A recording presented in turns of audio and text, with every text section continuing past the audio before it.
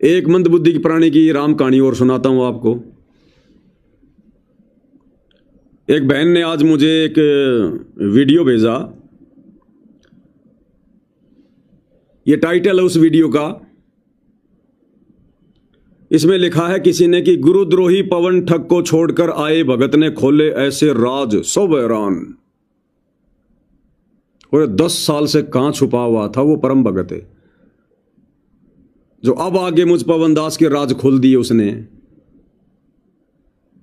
अरे जो राज गुरुजी का बेटा नहीं खोल पाया, गुरुजी की बेटी नहीं खोल पाई, सिंहपुरिया जैसे बड़े बड़े परम भगत नहीं खोल पा रहे, मुकदमे कर करके थक गए, मार पिटाई करके थक गए, गाली गलौज करके थक गए। इस भाई ने कौन से राज खोल दिए? मैं तो इसकी शकल भी नहीं जानता, ना मैं कभी इससे मिला हूं, ना मैंने ये वीडियो खोल के देखा बहन का। मैं तो उसकी शकल से जान गया। मैंने कहा मैं तो बहन जी कभी इसको देखा भी नहीं। और क्या राज खोल दिए? वो आबाई बकी होगी सारी की सारी। किसी भाई ने छोटी सी एक क्लिप भेजी थी, उसमें कह रहा था कि मैं पहले जुड़ा था इस पवन की वीडियो देखकर। मैंने एक मुकुट वाली फोटो देखी, मैं शतलोक आश्रम सोजत में सेवा कर रहा था। मैंने मेरे मोबाइल पर गुरुजी के एक मुकुट की फोटो देखी, तो मैंने लगा कि ये क्या है, देखना चाहिए। तो मैंने देखा, फिर मैंने एक बहन से बात की। उस बहन का नाम था बबली दासी। बहन ने मुझे काफी कुछ बताया इन आश्रमों के बारे में। फिर मुझे बहन ने बताया कि मेरा पति मुझे मारता है, मेरी पिटाई करता है। तो मैंने पूछा बहन जी क्यों पिटाई करता है? बोला भाई हमने अपनी आत्मा का कल्याण करवाना है, मोक्ष करवाना है, और इस मोक्ष मार्ग में ये जो विषय वासना है ये बहुत बड़ी बाधा है। गुरुजी अपने हर सत्संग में लगभग इस बात का जिक्र करते हैं। नित्य नियम में भी गुरुजी कहते हैं कि भाई कामी क्रोधी लालची इनसे भक्ति ना होए, भक्ति करे कोई सूरमा जात वर्ण कुल खोए। तो भाई हमने सात संगति से जुड़कर ज्ञान को आधार बनाकर विषय वासनाओं से दूरी बना ली है। इसके बिना मोक्ष नहीं हो सकता, भक्ति सफल नहीं हो सकती। तो मैं अपने घर में संघर्ष कर रही हूं, जिस कारण से मेरा पति नाराज है, वो काल प्रेरित है, वो मुझे दुखी करता है, मार पिटाई करता है। तो फिर मैंने विचार कर लिया भाई यहां कुछ नहीं है, यहां मर्यादा नहीं है। बताओ ये तो विषय वासना भी छुड़वा रहे हैं, ये तो शारीरिक संबंध बनवाना भी छुड़वा रहे हैं। गुरुजी ने तो कभी बताया ही नहीं। तो मैं साथ संगत वाले भाई बहनों से भी प्रार्थना करूंगा कि आप किसी भी कुपात्र के आगे इन बातों का जिक्र मत किया करो, जो उन चीजों को समझने के योग्य ही नहीं है। उसको पता ही नहीं है कि मैं क्या कर रहा हूं, भक्ति कर रहा हूं कि मैं कोई मजाक कर रहा हूं, मैं क्यों जुड़ा हूं सतगुरु रामपाल जी से, उसको पता ही नहीं है। तो ऐसे उन कुपात्रों के आगे, अज्ञानियों के आगे, और ये पीएचडी की बातें तुम करोगे तो उल्टा तुम ही मजाक बनोगे संगत में। तुम ही 5वीं क्लास के बच्चे के आगे तुम बीए के सिलेबस की बात करोगे, तुम खुद ही मजाक के पात्र बनोगे। अगर तुम्हारी बात समझ में आ गई तो संघर्ष करो ना, दुनिया में उसका ढिंडोरा क्यों पीट रहे हो भाई? तुम्हें क्या मतलब है ये बातें उसको बताने की? तुम्हारा पति है क्या वो? इन माता बहनों को ये बातें बताने की क्या जरूरत पड़ गई उसको, जिसको 2 महीने जिसको जुड़े हुए नहीं है। यहां लोग पिछले 8-9 साल से नहीं समझ पा रहे, वो 2 महीने का बच्चा समझ जाएगा तुम्हारी बातें। तो खुद ही मजाक के पात्र बनोगे तुम, और मौका दोगे लोगों को हंसी उड़ाने की। ऐसे भी तुम दोषी बनते हो फिर तुम परमात्मा के। संघर्ष करना अपने घर में करो ना, चुपचाप करो ना। तुमने ढोल पीटने की क्या जरूरत पड़ गई भाई? या कोई अपने अंदर कोई अभिमान है, कोई अहंकार है कि मैंने विषय वासना छोड़ दी? ऐसी लात मारेगा परमात्मा, कुत्ते से भी बुरी हालत हो जाएगी। आज जहां तुम संघर्ष कर रहे हो फिर तुम खुद नहीं रह पाओगे, तुम्हारा पति हार जाएगा, तुम उसको पकड़ के बैठी रहोगी। आजा, ये हालत हो जाएगी अगर भगवान ने जरा सा अगर ढीला छोड़ दिया तो। ये दास दिन रात चिल्लाता रहता है, नारद की बातें बताता है, शंकर जी की बातें बताता है जो गुरुदेव ने बताई है कि ये बातें किसी के आगे ढोल पीटने की नहीं है। अगर बात समझ में आ गई है तो संघर्ष करो, बुराइयां छोड़ो। क्या मतलब इन माता बहनों को सबके आगे बोलने की ये बातें? भक्ति तुमने करनी है, बुराई छोड़नी है तुमने। इन बच्चों के आगे ये बातें करोगे तुम खुद हंसी की पात्र बनोगी। ये समझ पाएंगे ये 80-80 साल के लोग जो सतलोक आश्रमों से जुड़े हैं, जिनकी एडी से लेकर चोटी तक सफेद बाल आ गए, जिनके बच्चों की औरतों ने अपने ऑपरेशन करवा लिए, लेकिन वो भगत अभी तक विषय वासनाओं के रंग में रंगना नहीं छोड़ रहे। क्या समझेंगे वो तुम्हारी बातें? क्या समझेंगे वो तुम्हारे संघर्ष को? क्या समझ पाएंगे वो इन पीछड़ी की बातों को, साथ संगति वालों की बातों को? तो क्यों ऐसे मंद बुद्धियों के आगे तुम इस प्रकार की बातें करते हो भाई? जितनी आवश्यक है दास बोल देता है ना, जितनी जरूरी होती है दास चिल्ला रहा है ना लाइव आके। क्यों मौका दे रहे हो लोगों को फालतू में? अरे बंदर के हाथ में उस्तरा दोगे, वो तुम्हारी सेविंग करेगा क्या? गर्दन काटेगा तुम्हारी गर्दन। ये आश्रम वाले बंदर हैं, बंदर, ये भगत नहीं है।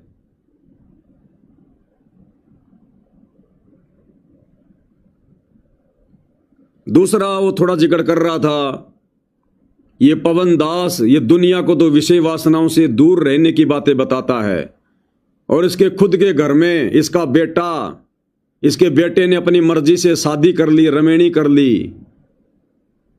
भाई मैं किसी का ठेकेदार थोड़ी हूं।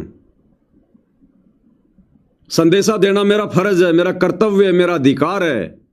जो ज्ञान मेरे गुरु ने बताया उस ज्ञान को आगे फैलाना मेरी जिम्मेदारी है। और सबसे पहली जिम्मेदारी मेरी यह बनती है कि उस ज्ञान को आगे बताने से पहले मैं उस ज्ञान के ऊपर मैं खरा उतरूं, अमल करूं। सो मेरे ऊपर पूज्य गुरुदेव भगवान की वो दया है, आशीर्वाद है। मैं खुद इन तमाम प्रकार की इन बीमारियों से दूर हूं मालिक के आशीर्वाद से। उसके बाद मैंने संगत को संदेशा देना शुरू किया, और जब तक मालिक ने सेवा दे रखी मैं देता रहूंगा। मैं अपने बेटे का ठेकेदार नहीं हूं, मैं अपनी औरत का ठेकेदार नहीं हूं, मैं अपने मां बाप का ठेकेदार नहीं हूं। मेरा काम है संदेशा देना। मेरे संस्कार अलग हैं, मेरे बेटे के संस्कार अलग हैं। जैसे आप लोगों को समझा रहा हूं ऐसे मैं अपने परिवार को समझाता हूं। अगर कोई नहीं मानेगा तो जबरदस्ती का मार्ग नहीं है ये फिर जबरदस्ती का मार्ग थोड़ी है। बेटे ने जो करना वो करेगा। वो आत्मा अलग है, मैं अलग हूं। मेरे और उसके पिछले कुछ संस्कार थे जो परमात्मा ने बाप और बेटे के रूप में जोड़ा। अब भगवान ने वो संस्कार काट दिए। अब यदि वो भक्ति करेगा तो उसके हित में है, मैं भक्ति करूंगा मेरे हित में है। अब वो मेरा बेटा नहीं है, ना मैं उसका बाप हूं। मुझे तो पता चल गया कि मैं खुद किसी का बेटा हूं, सतगुरु रामपाल जी का। मेरा तो खुद एक बाप है। तो बेटा भैया चाहे रमेणी करे, चाहे किसी को भगा के लाए, चाहे खुद भाग के जाए, चाहे कोर्ट मैरिज करे, चाहे मंदिर में जाके करे, चाहे मस्जिद में जाके करे, ये बेटे का विषय है। इसमें कोई पवनदास का रोल नहीं है। अगर वो कल को और अगर 4 औरत लाएगा तो मेरी जिम्मेदारी नहीं है उसमें, वो उसके कर्म है। वो व्यभिचार उसके खाते में लिखा जाएगा, मेरे खाते में थोड़ी लिखा जाएगा। अगर कोई किसी का बेटा है तो इसका मतलब ये थोड़ी कि बेटा अगर कल को कोई चोरी करेगा तो बाप के ऊपर आएगा। बेटे ने चोरी करी है तो बाप तो कह देगा ये रहा बेटा, ले जाओ पकड़ के।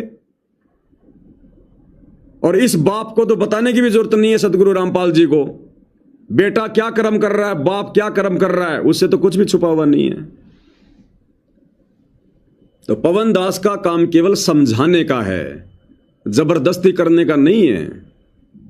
अब मेरा छोटा बेटा भी है एक, वो कल को अगर ऐसी बकवाद करेगा तो करे, मुझे क्या लेना देना। ना मुझे कोई खुशी है ना मुझे कोई गम है। हर आत्मा के अपने संस्कार हैं भाई। कजोड़ भगत जी के बेटे ने रमेणी कर ली, तो भगवान ने मना कर रखा है क्या कि रमेणी मत करो? कह रखा परमात्मा ने, जिसको नहीं समझ में आ रहा करो, जिसके संस्कार में रमेणी है होके रहेगी। मना थोड़ी किया परमात्मा ने, मालिक ने अपना विधान बता दिया कि भाई ये बकवाद करते करते तुम सतलोक नहीं जा सकते, कितनी कोशिश कर लेना। और रमेणी करने का मतलब क्या है? वो बकवाद के लिए तो कर रहे हैं। और एक अच्छा नागरिक पैदा करने के लिए कौन शादी करता है, मुझे बता दो। अरे कोई आदमी ये सोच के शादी करता हो कि मैं इस बच्चे को पढ़ा लिखा के भारत का प्रधानमंत्री बनाऊंगा, बता दो मुझे एक आध का नाम है।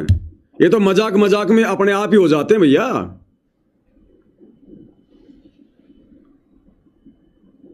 तो ये हर आत्माओं के अपने अपने संस्कार होते हैं।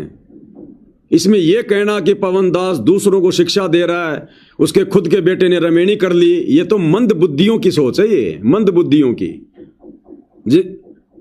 जिनको बच्चे जितना भी ज्ञान नहीं है अध्यात्म का।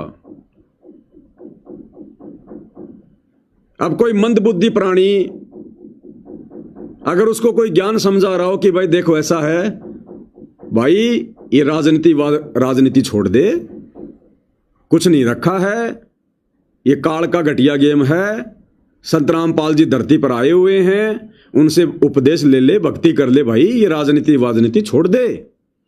अब वो मंदबुद्धि आदमी ये कहे कि भाई रहने दे,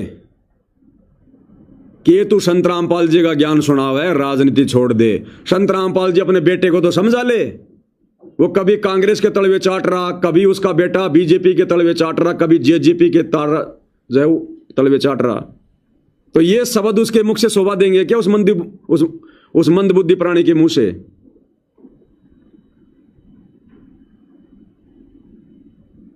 तो भाई और बहनों, ये बहुत ही छोटी मानसिकता वाले जो लोग होते हैं ना, ये उनकी एक घटिया सोच होती है ये।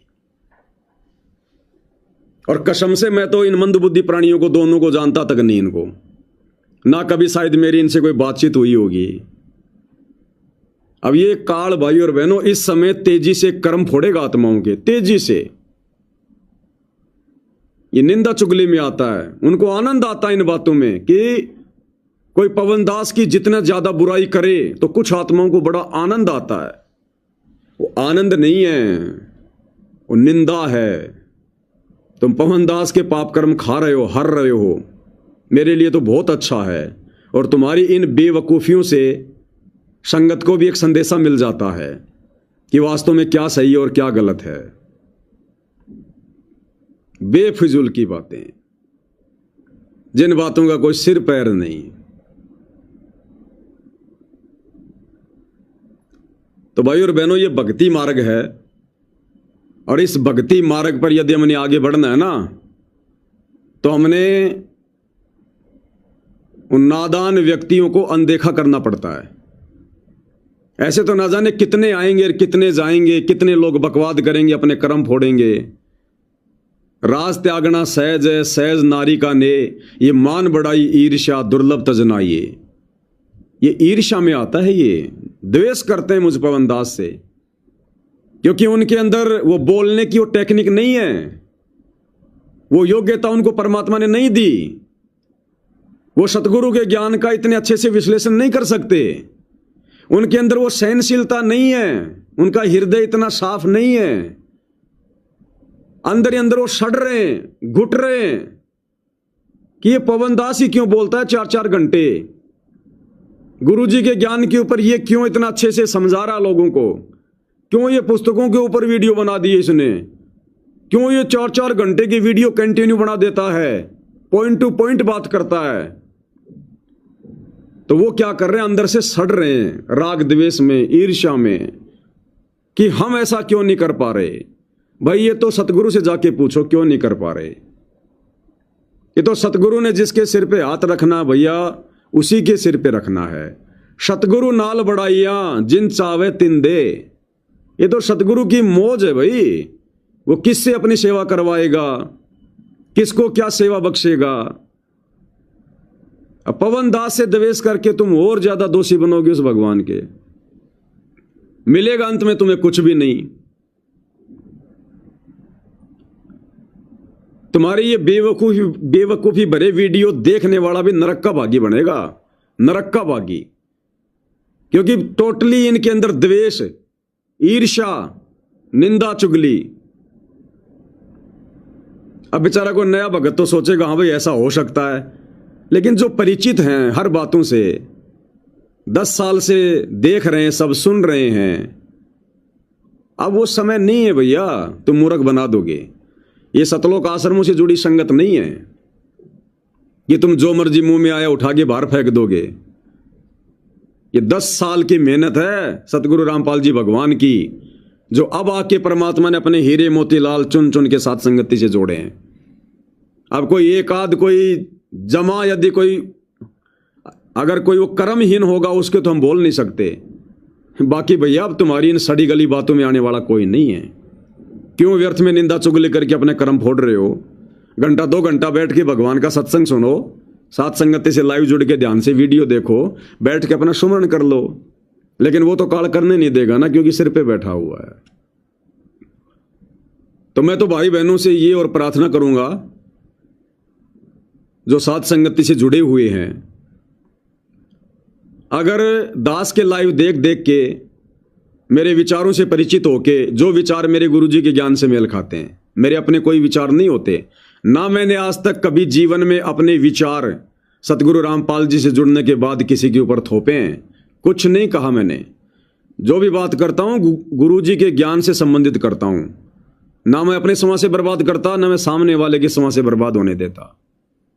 हमारी बातों का आधार पॉइंट टू पॉइंट होता है, इधर उधर की बात हम नहीं करते। ये तो जो लोग इतने वर्षों से साथ संगति से जुड़े हुए हैं, अब कम से कम उन भाई बहनों को तो इतना विचार करना चाहिए। अरे वीडियो के टाइटल से ही समझ में आ जाना चाहिए, उसके ऊपर जो फोटो फाटो लगी होती है उससे समझ में आ जाना चाहिए कि अंदर क्या माल भरा होगा। उसको खोलना भी हमारे लिए हराम है। क्यों देखें हम वो बकवाद है।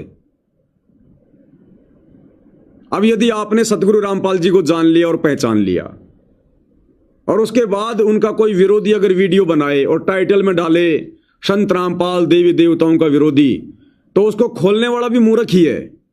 उसको खोलने का मतलब है उस भगत को भी अभी कोई ना कोई शंका है कि हाँ संत रामपाल जी विरोधी हो सकते हैं। नहीं तो जब उसके टाइटल से पता चल गया, उसकी फोटो से पता चल गया कि ये क्या बकवाद कर रहा है और हमारे गुरुजी क्या हैं, उसको खोल के देखने की क्या आवश्यकता पड़ गई फिर? उसमें तो वो कहते ना कि गोबर को छेड़ोगे तो उसमें तो बदबू आएगी। तो जब आप इतने दिनों से साथ संगति से जुड़े हो, दास के विचारों से भली भांति आप जी जो है वो परिचित हो, अब यदि कोई दास के विषय में वो अबाई बक रहा है तो देखना कोई जरूरी है क्या उन चीजों को? अरे जब सतलोक आश्रमों से जुड़े लोग इन कोऑर्डिनेटरों के कहने से, गुरु के परिवार के बहकाने से, जब मुझ पवन दास की वीडियो खोल के नहीं देख रहे कि नाम खंड हो जाएगा, तो तुम साथ संगत वाले क्या उनसे भी गए गुजरे हो क्या? और फिर मेरे को और भेजेंगे उल्टा कि देखो देखो पवन भगत जी आपके बारे में क्या कह रखा है, मेरे को और भेजेंगे फिर। अरे भैया अपने समय की ना से कम से कम दास के समय की कीमत को तो पहचानो। हमें तो वैसे टाइम ही नहीं मिलता। तो ये बेवकूफी करते रहोगे क्या? सारी जिंदगी चलेगा ये तो शैतान का लोक है। और यहां पर शैतान की पोल पाड़ने वाला, सच बताने वाला, उसके पीछे भाई इसी प्रकार से शैतान अपने एजेंट लगा के रखेगा। जब तक ये चलेगा तब तक शैतान का भी काम चलेगा। तो क्या हमेशा उसकी बातें सुनते रहोगे क्या? फिर हमें विश्वास कौन से दिन होगा? हम दृढ़ कब होंगे फिर? तो ये बेवकूफी भरे वीडियो, मेरी तो प्रार्थना है आप लोग भी देखना छोड़ो, अपने समय को पहचानो भाई, और दास के पास भी ना भेजा करो। मुझे भी अपनी भक्ति करने दो, अपनी सेवा करने दो। अब ये लास्ट का समय चल रहा है भाई और बहनों, अंत का समय है ये। और इस समय यदि जरा सी भी शंका मन में आ गई, वो एक छोटी सी शंका तुम्हारी 8-10 साल की मेहनत के ऊपर पानी फेर देगी। शंका ऐसी चीज होती है, ध्यान रख लेना। और मैं पवन दास कोई भगवान नहीं हूं जो तुम्हारी मैं हर शंका का समाधान कर दूंगा, ये भी ध्यान रख लेना। अगर तुम समझ रहे हो तो फिर तुम्हारी मूर्खता है ये। अब ये मत सोचना कि कोई शंका हो गई तो हम पवनदास भगत जी को फोन कर देंगे, मैसेज कर देंगे। मैं कोई खुदा नहीं हूं।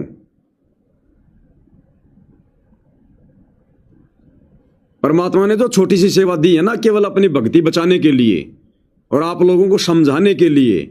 उसके बाद अपनी भक्ति बचाना ना बचाना यह आप भाई बहनों के बुद्धि विवेक पे है। किसी के अंदर उतर के मैं कोई बात नहीं डाल सकता उसके हृदय में।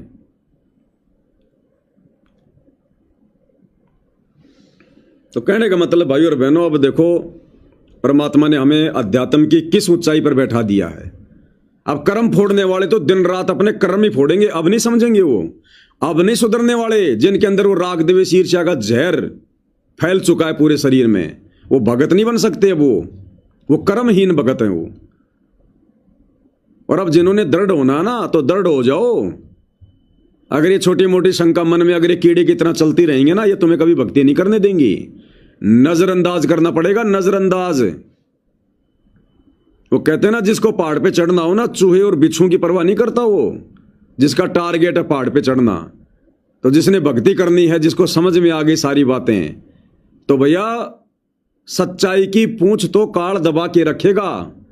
वो आबाई बकवाएगा, बेबुनियादी बातें करवाएगा और संगत वालों से करवाएगा। जगत वालों को तो कोई मतलब ही नहीं है। वो संगत में ही कुसंगत पैदा करेगा।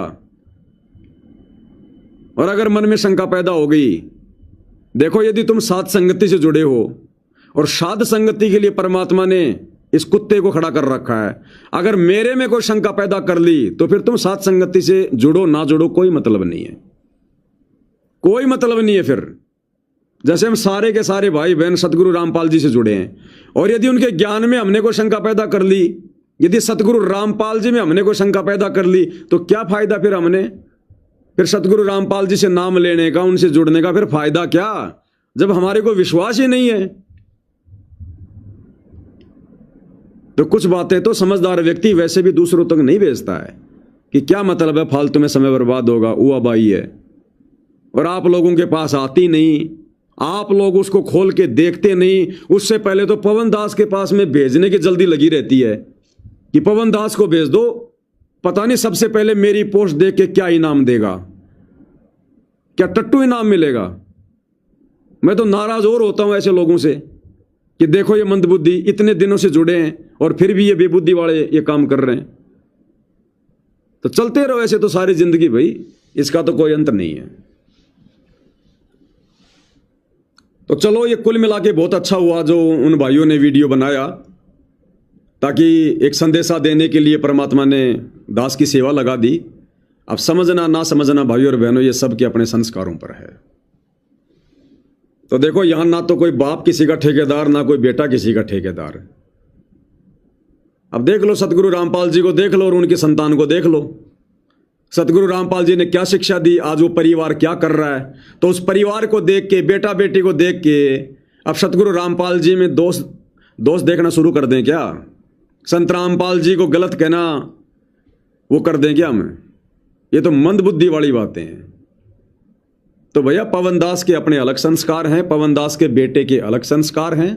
इस मार्ग में आने के बाद और जब से मेरे को ये ज्ञान हुआ गुरुदेव के आशीर्वाद से, मैं नहीं मानता किसी को अपना बेटा। परमात्मा ने जो जिम्मेदारियां दे रखी है, दास केवल जिम्मेदारियों तक सीमित है, इससे ज्यादा नहीं।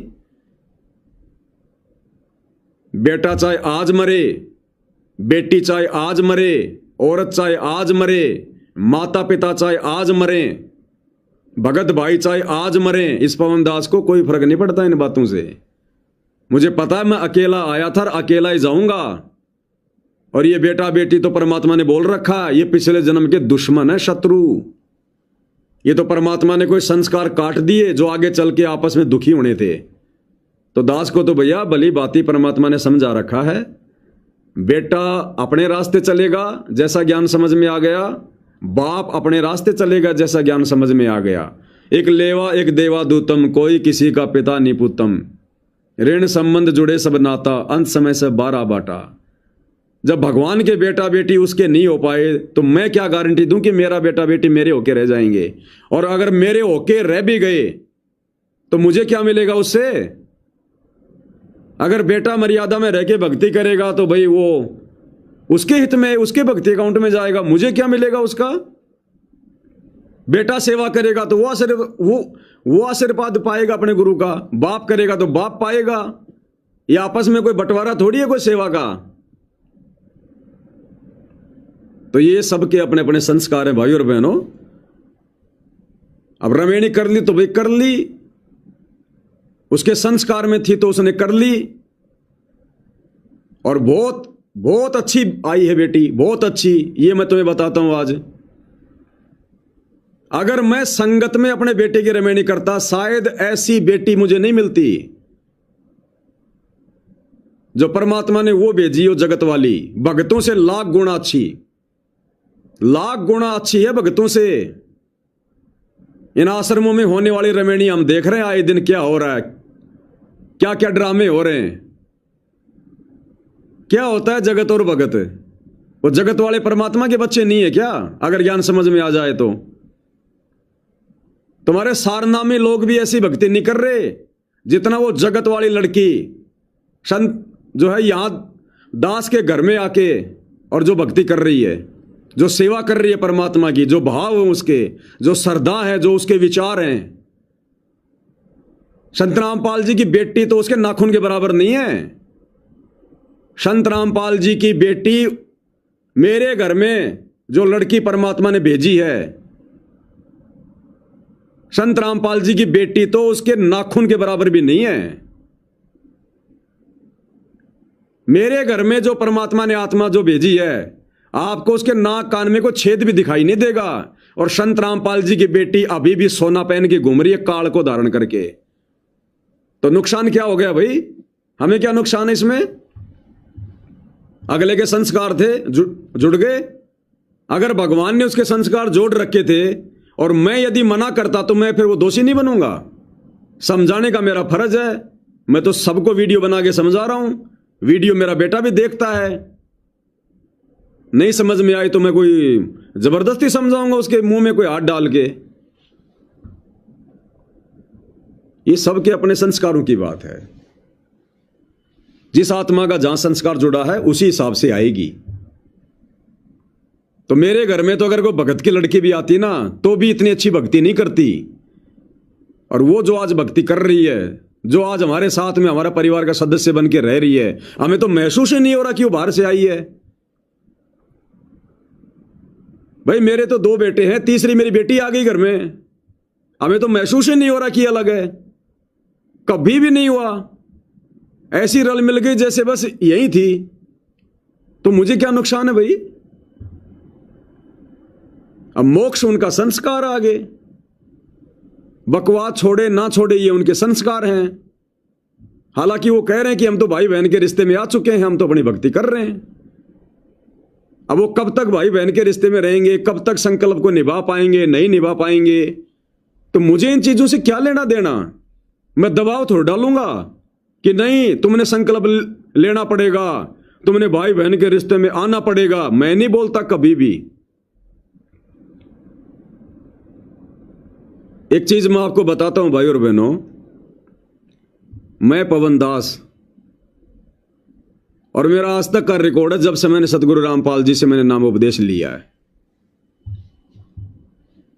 जो चीजें मैं लाइव में आकर या वीडियो बनाकर आप भाई बहनों को बोलता हूं, जो बात मैं समझाता हूं, वो चाहे किसी भी पॉइंट पर हो, मैं अपने गुरुदेव भगवान के चरणों की सौगंध खा के कहता हूं, अगर मैं एक भी बात झूठ बोलूं तो परमात्मा मेरी सारी भक्ति अभी नष्ट कर दे। मैंने लाइव के अलावा अपने घर पर बैठकर 5 मिनट भी अपने बच्चों के साथ मैंने ज्ञान चर्चा नहीं की आज तक। किसी को लगे कि मैं अपने परिवार में बैठकर मैं बहुत ज्यादा ज्ञान चर्चा करता हूं, मैं बहुत ज्यादा उनको समझाता हूं, आज तक का रिकॉर्ड है, आज तक का रिकॉर्ड। अगर मैं झूठ बोलूं तो परमात्मा साक्षी है, मेरी सारी भक्ति कमाई नष्ट कर दे। संगत को जो मैं समझाता हूं, लाइव आकर जो वीडियो बनाता हूं, इसके अलावा यदि मैंने 5 मिनट भी अपने बच्चों को अपने पास में बैठाकर अगर मैंने कभी भी ज्ञान चर्चा की हो, मैंने कुछ बताया हो एक्स्ट्रा, तो परमात्मा इसी क्षण मेरी सारी भक्ति नष्ट कर दे। अब आप लोगों को यकीन नहीं होगा, लेकिन ये सत्य है। मैं अपने घर पर बोलता भी नहीं हूं। मुझे 4-4 दिन हो जाते हैं बात करते हुए, 2-2 दिन हो जाते हैं बात करते हुए। अपने घर पर मैं किसी से बोलता तक नहीं हूं, और ना वो मुझे बोलते। काम हो गया तो काम जितना बोलना होता हमारे घर में, इससे ज्यादा कोई हंसी मजाक नहीं, कोई रिश्तेदारी की बात नहीं, कोई इधर उधर की बात नहीं, कोई फालतू की बात नहीं। ठीक है, छोटा मोटा ठूठा सबके घर में चलता भाई। सबके मन में पांचों विकार हैं, काल बैठा हुआ है। जब तक काल के लोक में है, मन रूप में काल है। छोटी छोटी बातों को लेकर जो है पति और पत्नी के बीच में होता भाई सबके, लेकिन वो लड़ाई झगड़े नहीं होते जो इन आश्रम वालों के होते हैं, जो इन जगत वालों के होते हैं। हमारे घर में कोई किसी से नहीं बोलता है। मेरे पीछे से अगर बच्चे आपस में बोलते होंगे, कुछ हंसी मजाक करते होंगे, मुझे नहीं पता इन बातों का। मैंने कोई कैमरे नहीं लगा रखे, ना आवश्यकता है मेरे को।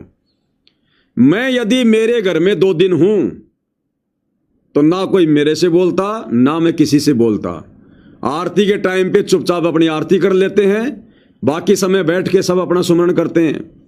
कोई अपना भंडारा बना रहा है, कोई अपना और कुछ कर रहा है। घर में फालतू बात नहीं चलती। ये शब्द अखंड हैं, जैसे शब्द निकालेंगे वैसे ही ऊपर जाएंगे। या तो सत्संग सुनो, या सुमरण करो, या अपनी कोई सेवा करो। फालतू की बात पवन दास के घर में नहीं होती है, आज तक का रिकॉर्ड है।